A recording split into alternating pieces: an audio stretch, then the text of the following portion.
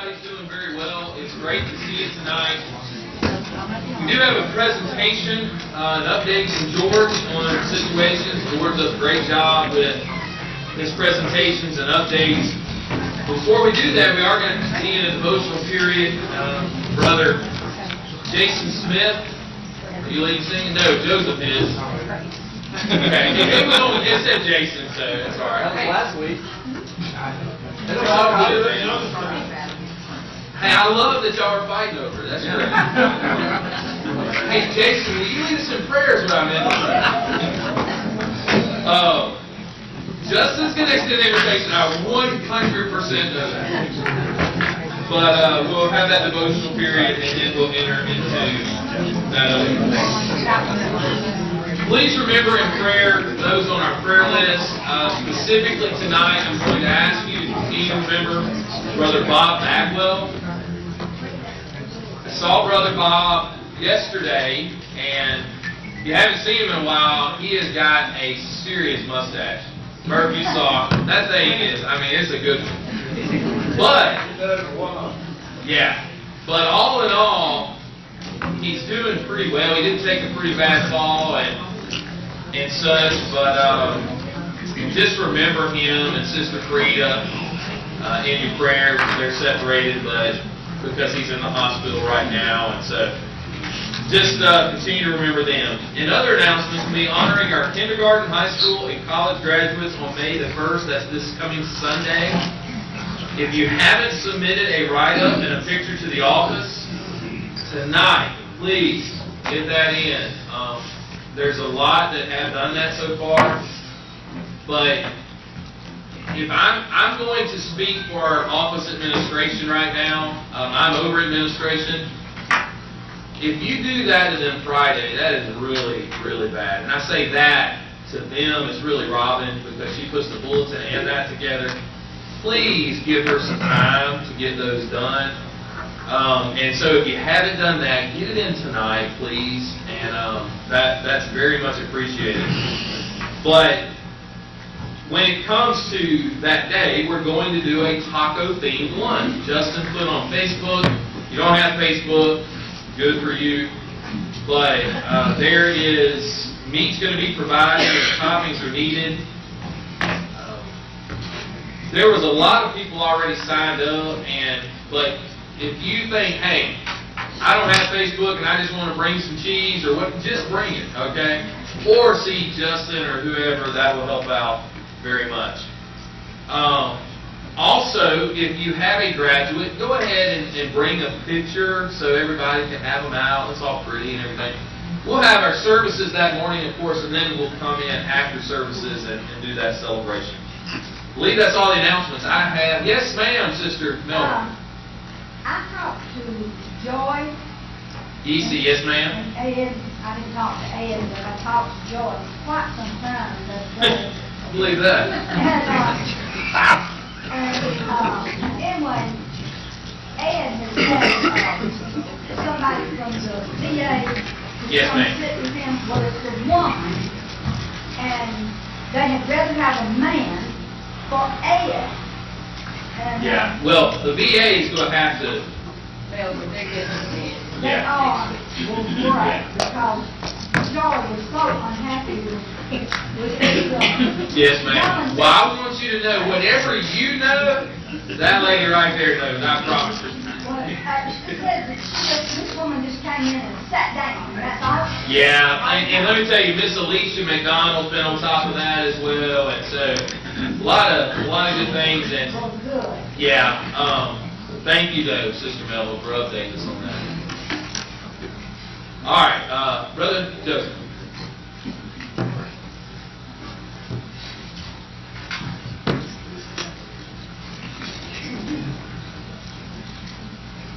I'll fly away.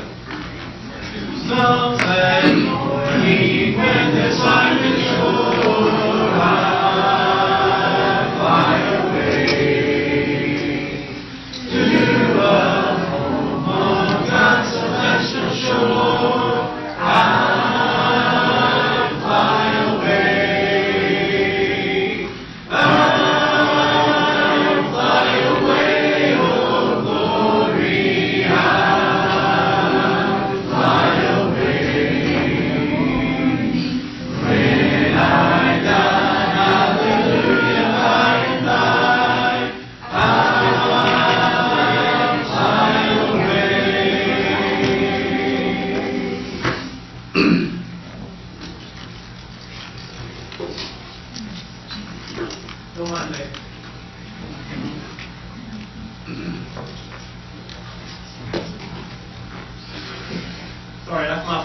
putting that up earlier. So I have one more announcement. Huh? No, we're good. I have one more announcement, maybe two. Yes, two.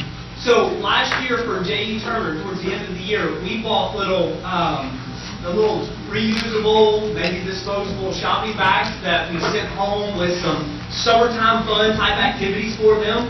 We're going to do that again this year. I'd love for you guys to help out with that. So we're going to ask that families, you can even partner up with a family because we have to fill 40 bags. If you guys want to get stuff like bubbles, okay, bubbles like this, all right, and maybe like Kool-Aid packets and things like that. We need like 25 more of these and 32 more of these. So if you would like to help out with stuff like this, or if you have a better idea, sidewalk chalk or something like that the kids would love to play with throughout the summer, if you wouldn't mind be bringing those in, we'll be able to stuff those bags. I think we got about 3.5 weeks, let's call it, left of school before we give those bags out. So that would be awesome. Also, for our monthly bags that we fill for the kids, or weekly bags that we fill for the kids, ramen noodles is for somehow like a hot commodity nowadays, and you cannot find it on the shelf, right? So if you come across packs of ramen, we need like 1 million. All right, so it's pretty cheap. If you just want to fill a shopping cart and spend like $7, that would be awesome. All right.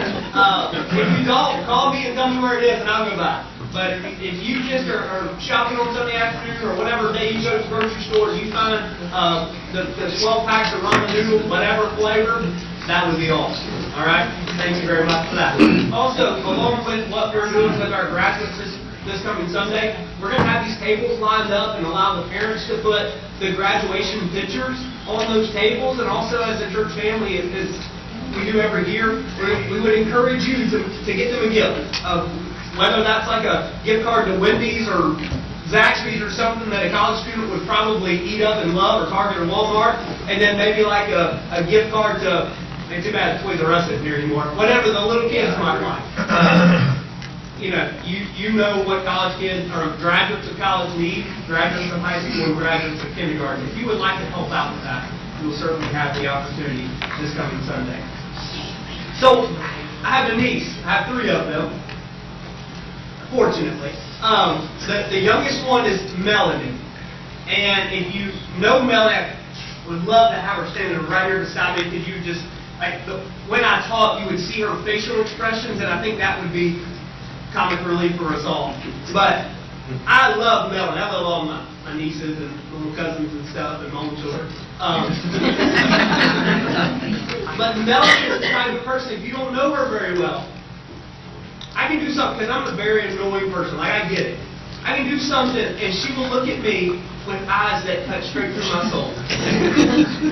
Probably saying, like, I want to destroy you right now. Right? And she's like 2 foot nothing, weighs 27 pounds. Right? And she would destroy me, or it looks like she wants to. But then I might say something, because I can be sweet every once in a while. Like 2 seconds later, she just looks at me and kind of puckers her lips and grabs my face and gives me a kiss and looks me in the eyes and says, Uncle Justin, you are my favorite. That's Melanie. And so it's very fitting that Melanie, for the K-5 program, when she graduates from Mobile Christian School, kindergarten this year, they do every year the alphabet, and one kid gets a letter. And I don't know what Elena and Harrison are this year, but one kid gets a letter, and when they have that letter, they have a word tied to that letter, and then they give you lines. They rehearse these, and they're phenomenal. Like Riley was a jeweler last year and said, J is for jewelry. I love to sell gold and silver and beautiful diamonds, all this stuff, okay? Melanie is I for influencer. And if you don't know what an influencer is, everybody knows what an influencer is, but the new age term for influencer is somebody that's on Facebook and TikTok and what's the other one, Instagram and other things that really are influencing other people. All right? I is for influencer. Choosing just the right outfit and perfect home decor. Follow my blog for fashion advice and so much more. Don't forget to subscribe to my channel. And if you know, I think that's probably how she would say it, if you know my niece Melanie, you know that fits right up her alley. So I want to tell you a little bit about Sunday morning. When I got done with announcements and I walked towards the pew that, that's assigned to us in the church, right? And I looked and I had half of a seat because there was Abby Schmitz and Madeline Cagle and Riley Barnes and Harper May and Ashley Barnes and Melanie May sitting right here in Ashley's lap. And I had this much room. It was phenomenal. Great kids. Well, in doing that, Melanie, you may have heard her, because I certainly did. Uncle Justin, how do you spell Sunday? We're in worship. Let's just... So we spell it. Anyway, she would ask all these things. Well, she drew me a rainbow. And she did it. What'd you do? Right? Sunday. You have a great day. The very next thing, she didn't ask how to spell I. She knew I love you. How do you spell Aunt? And how do you spell Ashley? She wrote this, I love Aunt Ashley. So I gave her the alphabet cut. What do you think of you? So she gave me one. How do you spell uncle? And how do you spell Justin? Even though the J's backwards, it's super easy. I love Uncle Justin. Well, then she was doing one, and Ashley and I were kind of looking at each other like, who's about to get this? I got it. Roses are red. Violets are blue. I love you. When things get tough, I will help you. I love you. Right? And I don't know if that rhymes. I don't think it does. Here's the deal. Melanie's 6 years old. And she can have an influence in the lives of people. Right? Jesus tells us to become like little children if we want to inherit eternal life. You and I influence, even if you don't know what an influencer in social media means, you and I influence or have the ability or the privilege and opportunity to influence people on a daily basis. So it really brings home Matthew chapter 5 when Jesus says, you are the salt of the earth. But if salt has lost its taste, how shall its saltiness be restored? It is no longer good for anything except to be thrown out and trampled under people's feet. You are the light of the world. A city set on a hill cannot be hidden, nor do people light a lamp and put it under a basket, but on a stand, and it gives light to all in the house. In the same way, let your light shine. Go be an influencer before others, so that they may see your good works and give glory to your Father who is in heaven. It does not matter. The church will strive daily to do the right thing.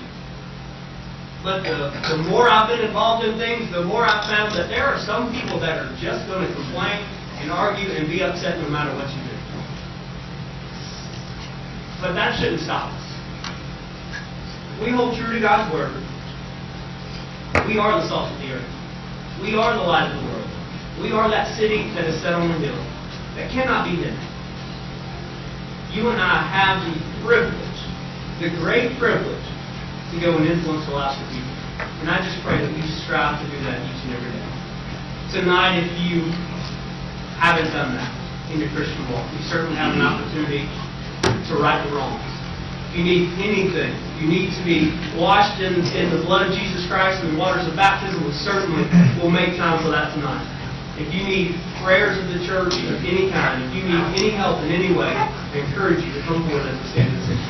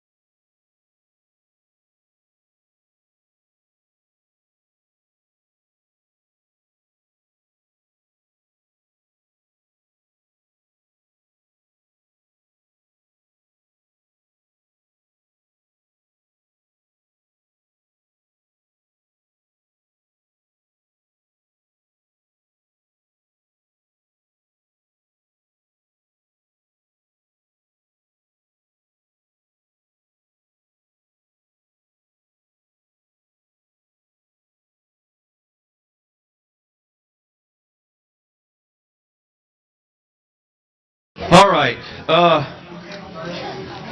We need a bigger TV, obviously, and a projector. Real quick plug for the shirt. You too can have one in short sleeve version. I really wish I had one in short sleeve version right now. But they were kind enough to make one for me before my trip because I was going into cooler weather in Poland. And so you can have one of these for the low price of $15 or $12 for your child. And what we want to do in the next couple of weeks is when we all get them, we're going to take a picture of all of us wearing them together. And we're going to send it to all of our friends in Ukraine, wherever they are, to remind them that the Azalea City Church of Christ loves them and is standing with them. Real quick update, financially speaking, we have, as of a check that came in the last day or so, we have collected almost $150,000 that has come to Azalea City. Through MoneyGram, PayPal, Western Union, whatever Miss Glenda and I can do, we have dispersed approximately $42,000. That's $300 to $1,000 at a time. The needs have been continual, and we have met a lot of needs. So I just want you to know that where the money is in that situation, we feel as an eldership that the need will actually be greater when the war is over, when it's time for these folks to hopefully have a home to go back to. And so our efforts in fundraising and asking will continue, so please continue to be in prayer about that.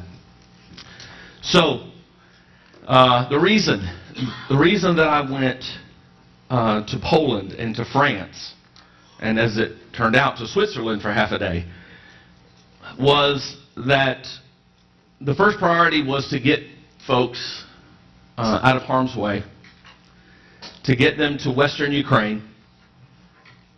And then when the missiles started landing in Lviv and Ivano-Frankivsk and other places like that, then there was a large evacuation into Poland.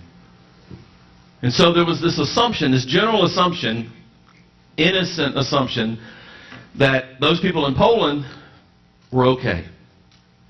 And what we defined by okay was they're safe. But what I really came to understand over the first 3 or 4 weeks of this terrible war was that not being under threat of a missile is not the definition of okay. Every one of the people that I visited on my trip had to leave someone behind in Ukraine. Many wives had to leave their husbands. Many adult children had to leave their fathers, their uncles, maybe their brothers. And the anxiety that exists in that separation, I know how much anxiety Samantha feels if I'm gone over there for 2 weeks and neither one of us are in harm's way. So the reason for my trip was to represent us and to bring your care and compassion to them, emotional support for what they were going through. And it was, as we suspected, it was very needed. I'll go through kind of the day by day or the place by place of the trip. But there were several days where someone, wherever we were staying, in whatever city we were at the time, they had received news that a relative or a friend from school or their next door neighbor had been killed. That happened probably 7 or 8 times in the 2 weeks that I was there. So that meant that the next 3 or 4 hours was excruciatingly difficult for everybody. And the hardest thing was, having to leave them. Right? I didn't come as the answer, right? Not the end-all, be-all, but I was there to pray and to hug and to cry. And so it was very difficult to leave. I started out, we'll see how this goes. Let me give you a quick update of where our folks are, the Kramatorsk folks. The Paisy family are still in Ivano-Frankivsk. Again, this is Kramatorsk. You'll notice I actually have a map this time and not just the flag. And I asked Justin not to put that back up, and I'll tell you why in a few minutes. But now you can see the Dnieper River that kind of splits the country. Everything on this side of it is really where the heat of the action is right now. You know, that's where our folks are from, Kramatorsk. They're getting missile strikes every day in Kramatorsk now. Today, there are actually multiple Russian jet fighters flying through Kramatorsk. But the Paisy family are in Ivano-Frankivsk. They're doing very well. Vlad is doing a lot of teaching online there each day. It's remarkable that many of them still have internet access on a regular basis. It's pretty shocking, actually. They're doing really well. The kids, Rita and Dima, you know, they're really just displaced. They don't have any of their friends with them. It's really difficult for them. Ivano-Frankivsk is a reasonably safe city at the moment. They're not, you know, they'll hear sirens every day, but they're not hearing explosions every day. And somehow for them that's an improvement, right? That's something that's hard for you and I to kind of relate to. But they're doing reasonably, we use that word a lot today, okay. Vitaly and Helen, again from Kramatorsk, our other preacher and his wife, they're in Chernivtsi. You've heard me speak of Chernivtsi several times. That's a place where they're housing a lot of people that's coming out of the east. Anywhere from 30 to 100 people could be there at any given day. I talked to Vitaly's son Sasha yesterday, and they had like 64 people. Again, as a reminder, they're staying in a room that's about a third the size of this room, right? It's tables and set up during the day, and at night they're lined up one by one on the floor on their mat to sleep. So again, going back to that idea of okay, the issue with that is there's not a lot for them to do. Most of them have phones. At least somebody in their family has phones, and so it's this constant reminder of what's happening somewhere in Ukraine. Crimea, right, is getting bombed, and the bridge between Crimea and another place that, you know, is getting destroyed. And 4 days ago, you know, 15 or 20 different train depots, not the train stations, but the actual train depots were struck by missiles. And so all they have really to do is to sit around and kind of dwell in it. And that makes it very, very difficult day after day after day. They've been doing this, many of them, since the end of February. But Vitaly is one of our heroes. What he's doing about 18 hours a day is he's coordinating with any of our Christians who are left in the East to make sure that they are getting what they need, the money for medicines and food. And there was a congregation in Kramchuk that they're staying in the basement. There's about 30 of them living in the basement of the church. And they needed, somehow they had power, and they're getting a little bit of food, but they had no way to wash their clothes. But there was a place where you could actually buy a washer. It's crazy. So we gave them the money, and they bought a washer. So they're not wearing the same clothes for a week or 2 weeks at a time. So Vitaly has coordinated all of that effort, and they're still getting people from various cities in the east, arranging buses and vans, and it's remarkable the heroic efforts of some people who are willing to go into harm's way to bring our brethren out of there. You may have seen online, you remember that Mariupol, the city down here on the sea, was been one of the most decimated cities during the whole war. Mariupol is the size of Mobile, almost exactly, in people. We had 37 to 40, the number changes kind of every once in a while, Christians living in the basement of the church building for 3.5 weeks. They're in Poland now. They were rescued by some Christians who just did remarkable things. And they had to leave from Mariupol, go through Russia, get through to Estonia, and now they're in Poland. And they're safe. That's been one of the big encouragements for the brethren in Ukraine, because they've been worried about them, so very much. But Tally's been helping to coordinate a lot of that work. But Valentina, we finally, she wasn't leaving. She was in Kramatorsk until a week and a half ago. She finally did leave, went to just south of Kyiv, and now she's in Bielowcerka, which I call left of center, because really and truly this is center. It's not much left of center, but that's where she's at right now. Talked to her about 4 days ago, and she said once she emotionally rests from everything she's been through over the last month, that she'll be jumping on a plane and she'll be here. And so we'll have her very soon. She needs a lot of medical attention for everything that she's got going on medically. So we're very, very excited for the opportunity for her. She has a multi-visit visa, so there'll be no stress. She'll just get on an airplane and come to us. So when I first flew into Warsaw, I had to take an Uber, a lot of Ubers in Europe, it was interesting, to the Warsaw train station to pick up my interpreter. And when I got there, this guy was wandering around. Underneath his Ukraine flag was the flag of Poland. And I had to meet him. I had to understand what's going on, because he wouldn't do anything but kind of walking around looking. He talked to a couple of people and would point them in a direction, so I introduced myself to him, and he said that he is from Warsaw, and that behind there's this, basically they set up a little desk, little area, and they've got about 12 volunteers helping Ukrainians that are coming in, where to go, what to do. And he and some of his friends take shifts. They're there 24 hours a day. And all they're doing is walking around wearing the flag of Ukraine over the flag of Poland.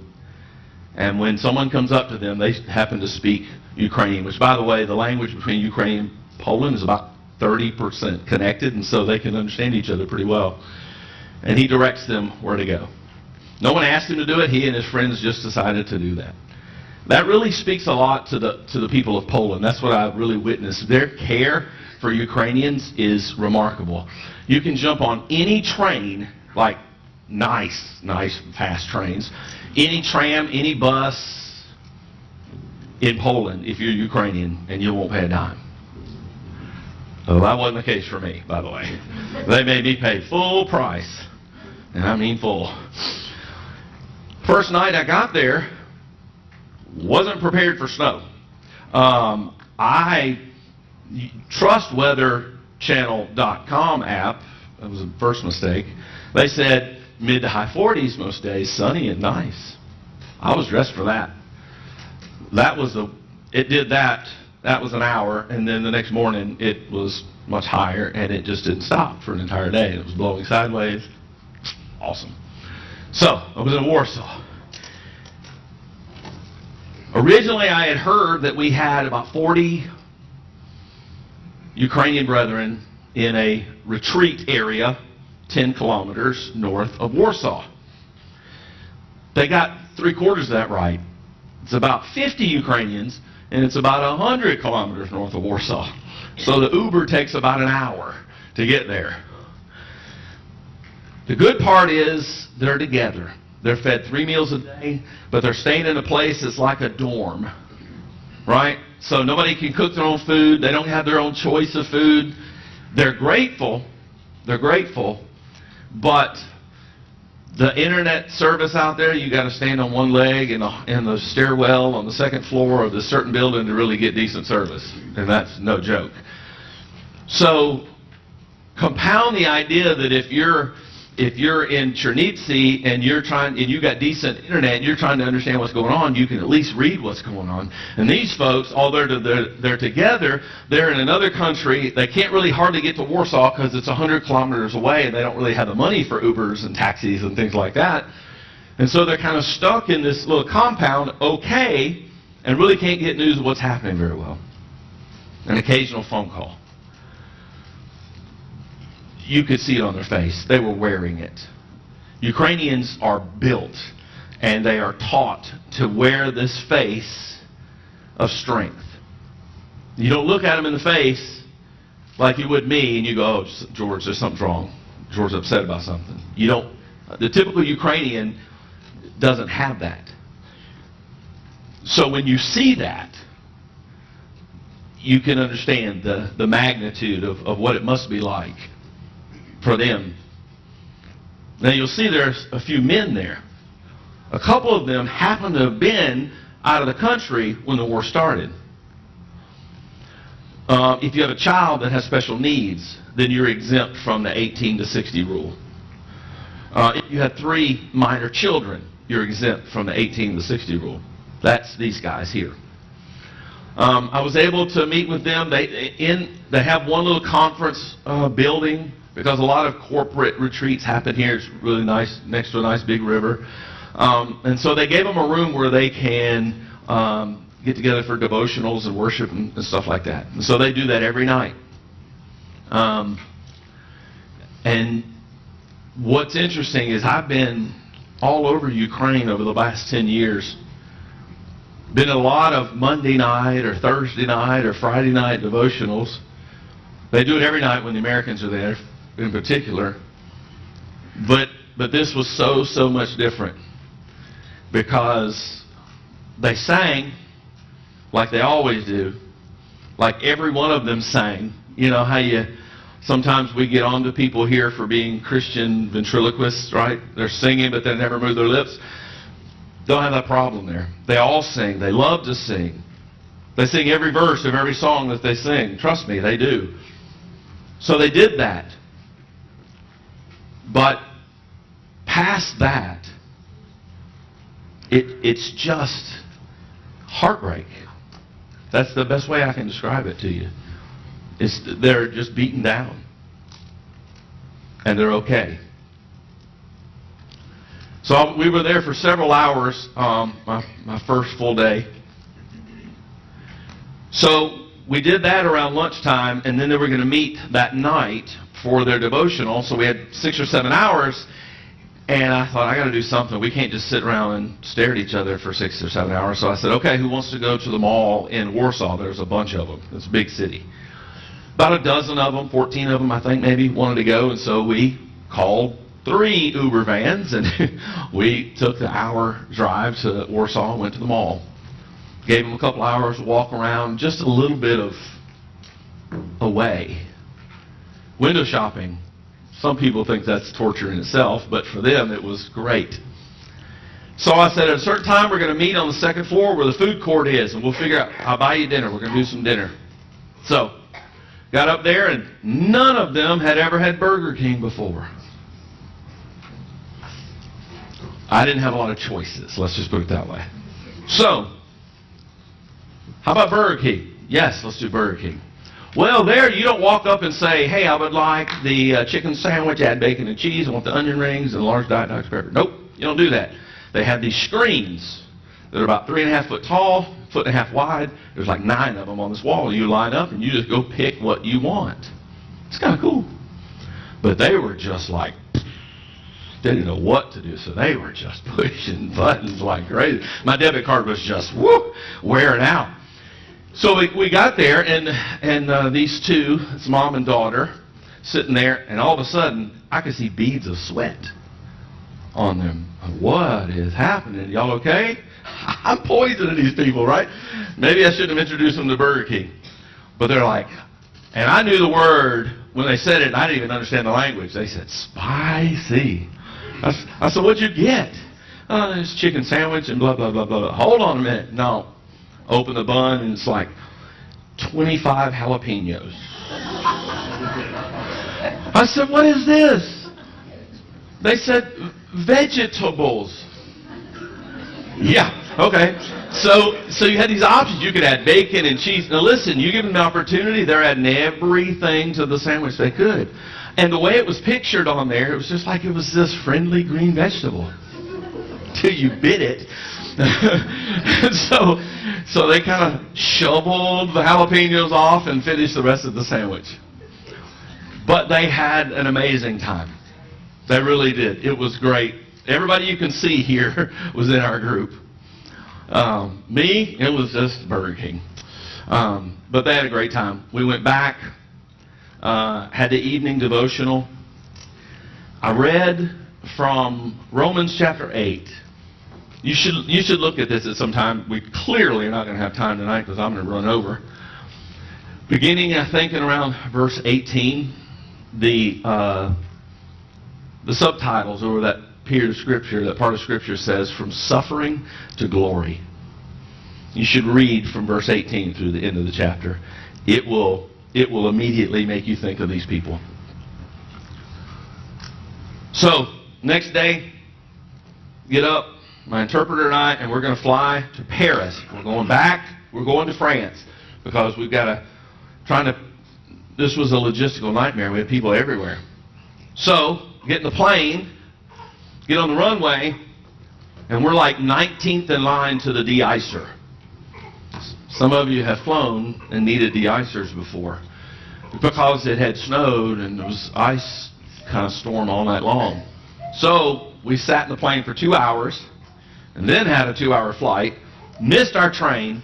In France, they could care less if it was a weather delay. You just lost that ticket. So we bought our tickets the second time, got on the bullet train, and 2.5 hours later, we were picked up, headed to La Foch in France. By the way, La Foch is French for, I think, in the middle of nowhere.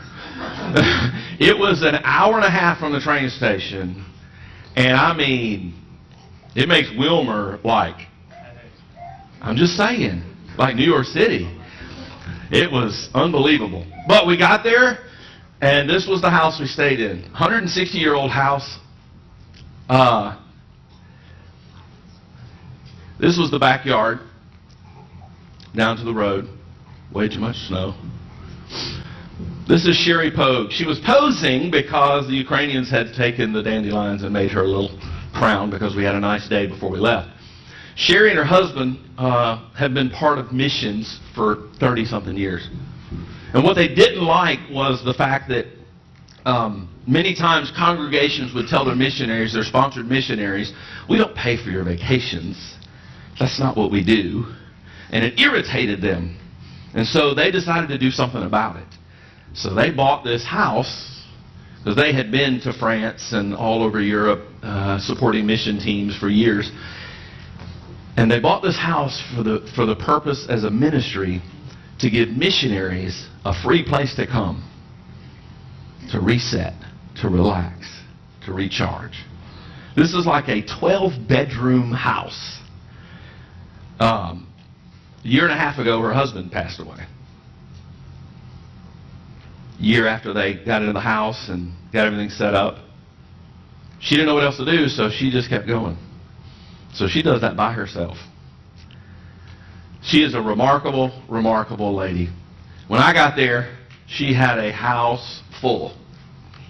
There was 2 3-year-olds, a 5-year-old, and an 8-month-old, and about 8 other adults. Okay? And she provided very well for them. She's well funded from the States to do what she does. But they're so far away from the villages and things, there was no place for them to go. So there was really no future for them in a war that might last a year or more. So this had to be a temporary place. So one of the things I was going to do was try to figure out where do we take them from here. Fortunately, the day I arrived, they had figured out that there was somebody in the Netherlands that had a congregation of about 50 people, that there was a 5-bedroom house that was being remodeled, that they were going to put all new furniture in there and let them come to. And so I'll tell you that in a minute. So it was an amazing reunion. This is Kate Simicause. She is one of the young ladies from Constantinople. Her husband is Victor. Victor is a preacher in a congregation on the north side of Kyiv. And this is Alina Chenvintsev. She is also from Constantinople, and her husband is Bogdan. He is one of the preachers in Lviv. And so 5-year-old, 3-year-old, 3-year-old, 8-month-old. So bless them. They have their hands full. So it was great to see them. Really miss them. They are doing an amazing thing there. The reason I put this picture up here, this is Julia. She is the interpreter that went with me. This is Zlatan. Remember I told you about Zlatan last time. He's the golden child, right? He is Alina's oldest little boy. Really, really struggling without his daddy. Really struggling. Really just acting out. As you could imagine a child would, being pulled from their home. So we're just trying to provide, whatever comfort. Bought some Legos, brought them in Warsaw, so I didn't have to pay for them to come over. Bought them, and that was a big hit.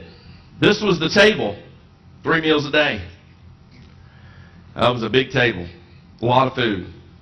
Like I said, Sherry did an amazing job. She had a friend of hers from the States come over. Her husband, Liz's husband is deployed. He's a member of the military. And so she came over with her 3 kids to stay for 2.5 months to help her. Not knowing when she got there, the day she got there, all the Ukrainians arrived. She's been a godsend. So it's been amazing to see how well she's taking care of them. There is our lunchtime. This is little Julia. She is now in Tuscumbia. She made it through the southern border right before they closed it. I wish it was still open because we're having trouble the other way. This is my interpreter, Julia. This is Rosa from Kramatorsk. Rosa has intention to come to Azalea City as soon as it's possible. And this is Hannah. We met Hannah there. Hannah is actually not Ukrainian. She is from Ireland. She is one of the very few missionaries from Ireland. And so she was there resting and recovering from her assignment had been finished. And then she was going to go from there to Norway for 2 days and then fly to Lebanon to a family she knows, and she's going to serve there for a year. Pretty amazing. Pretty amazing. It's crazy who you meet and what they're doing for the Lord. This was my favorite spot. One of my jobs was to keep the fireplace going because it was pretty chilly. But it was very, very nice for us to be there. We worshiped in that on Sunday. We did have a nice day. The day before we left, went out in the backyard. It was great for them to have the opportunity to do that. From there, got on the train, went to a place called Colmar, France. Colmar is like if you went to Epcot Center and went to France. That's what you would see. That place is pristine. It's remarkable. We went there because one of the foundational linchpin kind of families from the Kramatorsk congregation is there, the Azalea family. There's another pretty picture of Colmar. I would suggest if you ever want to go to France on vacation, that's where you should go. Come on. All right. So this is little Paulina, and this is her sister-in-law, Big Paulina. Paulina is married to the Basileev's son, Nikita. Paulina is from Konstantinovka. I'll tell you about that in just a minute. And then the two boys, and this is Natasha and her 2 boys, Mecha and Vicha. It's hard to remember those, so I think meat and vegetables. Mecha, Vicha, that's about the only way I can do it. The oldest one plays chess. He challenged me. He won't do that anytime soon, but it was fun. We had a great time. He's having trouble without his daddy. His daddy is not able to be with him. He is a big part of the Kramatorsk congregation, and so they miss him very much. It's been very, very difficult. This is Betsy and Aaron Palmer. They're missionaries in Colmar. They're from Arkansas and Tennessee, respectively. And Betsy's dad happened to be there, and this was the last night before he flew back to the States. And so they're in Colmar. They have a remarkable place they're staying in. They're super comfortable. But like in every situation, there's always something that's tough. The people in Warsaw, they're all together, but their living conditions aren't great. It's dormitory style and all. They can't really cook their own food. These folks, as you'll see, are staying in what you and I would consider to be a palace. If I wanted to rent something for a vacation, I would want to rent that place because it is fine. And somebody donated the money for them to stay there at half price, and so the preacher took well advantage of that. That was the room I stayed in. It was pretty nice. Everything else in Colmar, magnificently expensive.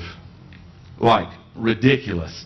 We wanted to go out to eat one night before we left, but it was storming, so we went into the closest restaurant we could find. It was a Moroccan restaurant. Who knew? And it was really cool. The guy sang to us, the guy that owned it. It was very nice. That was the decor in there. It was super expensive. They can't really afford to kind of go out and do that kind of stuff. And so they're really struggling. They feel far away from everybody, you know, and I get it. Colmar happens to be 30 minutes from the border of Switzerland. And I knew of 2 sisters in Christ that we have in Basel, Switzerland, so we took a 40-minute train into Basel. And we visited with, you can't see Mariana here, she is from Lviv. And then Oksana Savchenko, she's someone that the guys that went to Camp American would know and have met her. They're doing, again, that place is super expensive too.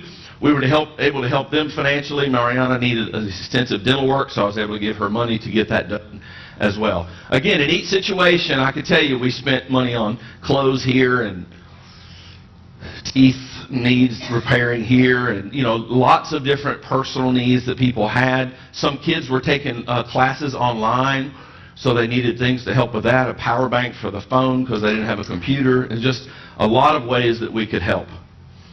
Then when we got back, we flew back to Warsaw. We went back again to the promenade. This is, again, the retreat area, so that we could worship with them on Sunday. That was super important to me that we made sure we made it back to do that. And that was a really, really special day. We were able to do that, eat lunch together, and then head back out. We were able to help all of the families that are staying there, about $200, $300 per family. So we had about $4,500 worth of investment in assistance to each family to help with all the things that they need. Where is that? Okay. So then when we got back, went to a city called Wrocław. It looks like Wrocław, but it's Wrocław, Poland. And I went there for a specific reason. Our interpreter Julia lives there with her mother-in-law, which is Maria. But this is, I always forget her name, but I think Tanya Eubanks. That's Tanya is her name. Tanya works with the Del Reyta Church, with John Kackelman, who's arranging all of the medical supplies and all of that. There's like 40-something containers being sent over there for humanitarian aid. And she is boots on the ground in Ukraine. She's actually in Lviv right now, coordinating how that will go and make sure it clears customs, and then arranging trucking to have it shipped into Ukraine and some into Poland for the refugees that are there as well. So wanted to meet her. I told John that I would go and talk to her and see if there's anything that we could do to help. Right now they're good to go, but soon we may be able to assist them with what's happening. Now, Julia's husband was able to come back into Poland. It's interesting. He's 30 years old. You say, how did he get to do that? Well, he has been doing humanitarian work out of Ivano-Frankivsk for years. And so he got special permission from the government for a specific amount of time to come in and out to bring humanitarian aid in. And so we helped him to purchase a little kind of a SUV so he could transport stuff back and forth. And so obviously Julie was very excited to see her husband. She hadn't seen him in a month. And so he was able to come in, and we got him set up, and he's making trips back and forth from Ukraine to Poland with humanitarian supplies. So he's always done a great job, great man of God, and he is actually working. The Del Reyta Church has built the shell of a beautiful church building in Ivano-Frankivsk where they worship, and he and some of the other brothers that are there are building out the inside of it, retrofitting it currently to help more refugees. I think they have 10 or 12 staying there so far. So I said bye to them, and then I went back to Warsaw, stayed the night, flew home.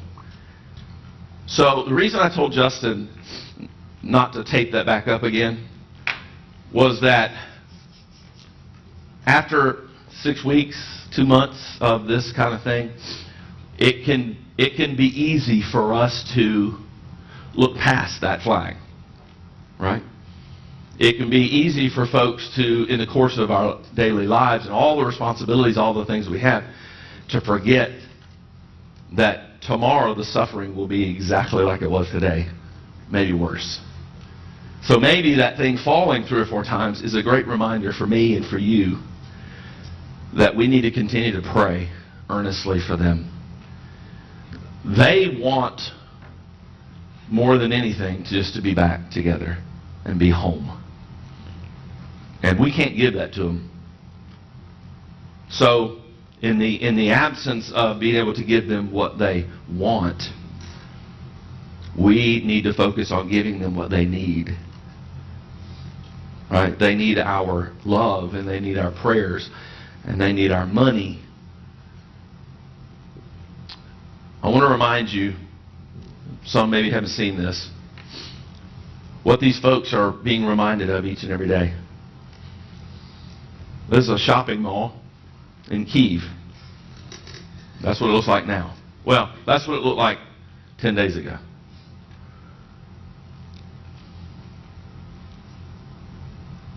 In Kharkiv, another southern city in the southeast corner. You know that city, right? Kramatorsk. And these are 2-week-old pictures, right? There's a lot's been happening there since we got these pictures last. You might as well say that Mariupol doesn't exist, if I'm being honest. 10 days ago, they said that 98% of the buildings in that city, again, think of Mobile, were destroyed. 98%. They just found, right outside the city, a mass grave, 9,000 bodies.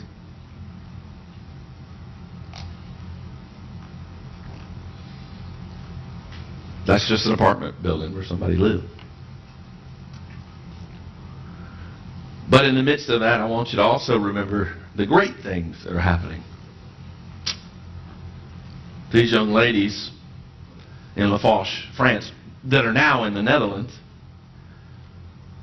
are worshiping every day because they know that that is their strength.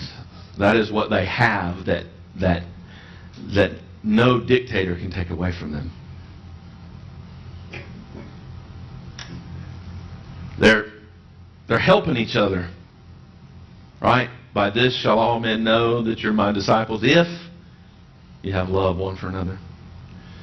Again, I told you, the marriage, this is Vitaly's son Ilya, got married a few weeks ago. It's a good thing that his father-in-law is a colonel in the Ukrainian army.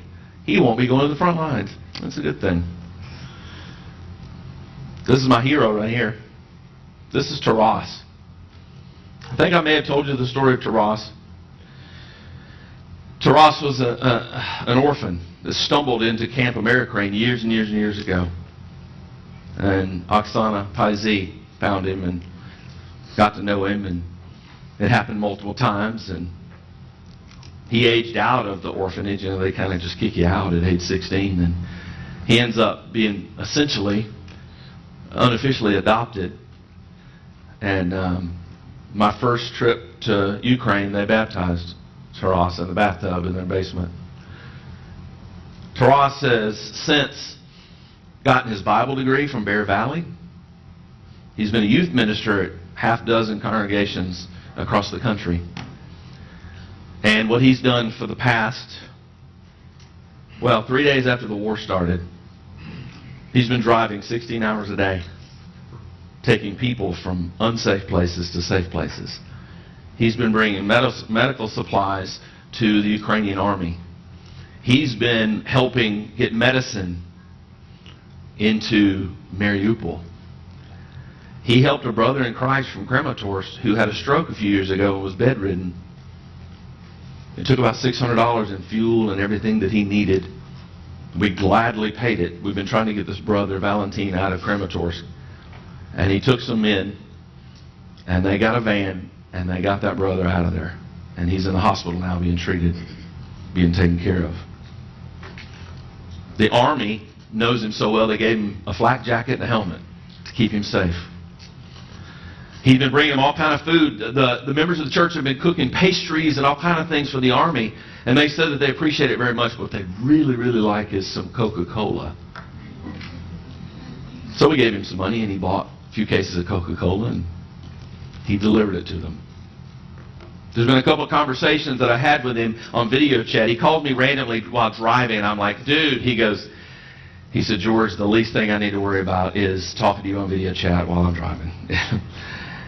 But there have been a couple of times when he had to get off the phone with me because there was gunfire near him, and he had to kind of take cover.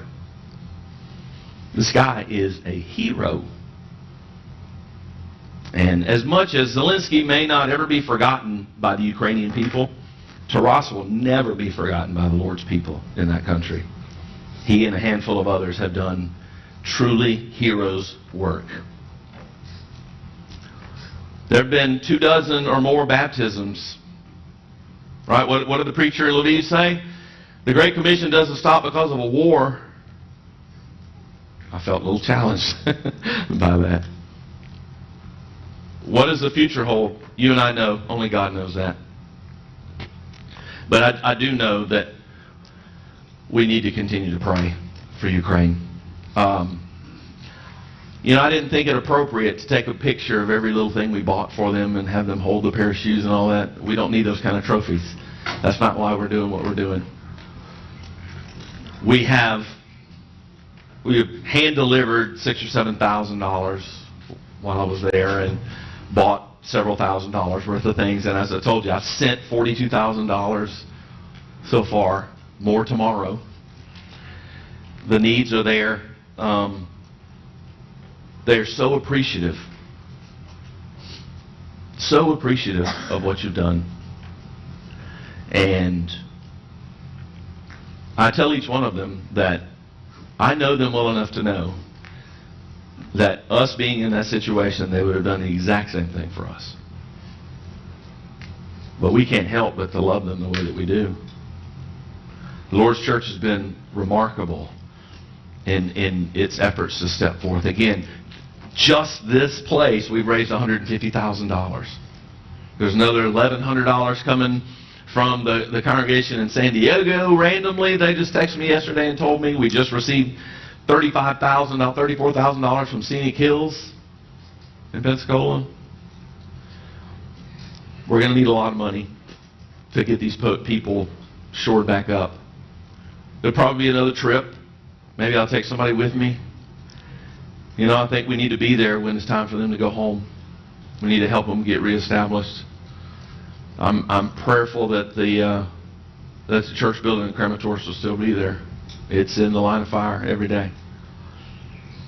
I know we're out of time. Please let me know if you have any questions. I'm happy to answer anything in detail about anybody, anything that's going on. If you weren't able to come to the meeting Sunday after church about potentially hosting a Ukrainian, if they're able to actually get here, please see me. You can see myself or Tina if you want to order a shirt.